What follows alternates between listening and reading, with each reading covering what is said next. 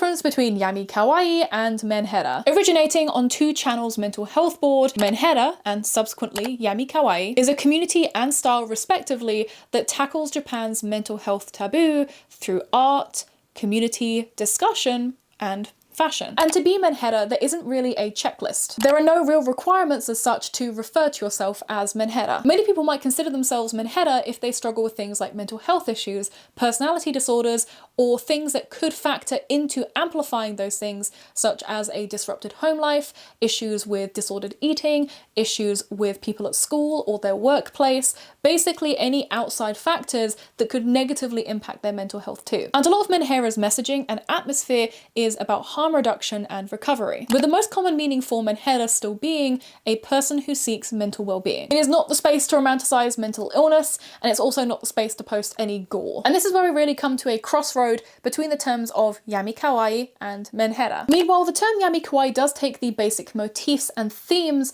of Menhera and Menhera vent artwork, but focuses pretty much exclusively on the outward aesthetic of it. And so from what I understand, you can be Menhera and have literally nothing to do with Yamikawaii, and equally you can dress Yamikawaii but not identify as Menhera or be part or active in that community. Yamikawaii took the palette of Yumekawaii but made the dreamy aspect turn ill or turn dark, subverting the cute colours and motifs with more medical or vent art imagery. However, Yamikawaii arguably doesn't really place any real significance on the Menhera vent artwork, or necessarily the wearer self-identifying as Menhera, even if a lot of the visuals are very, very similar at a glance. With the two terms often still considered separate, with Menhera again focusing on self-identification and community and artwork.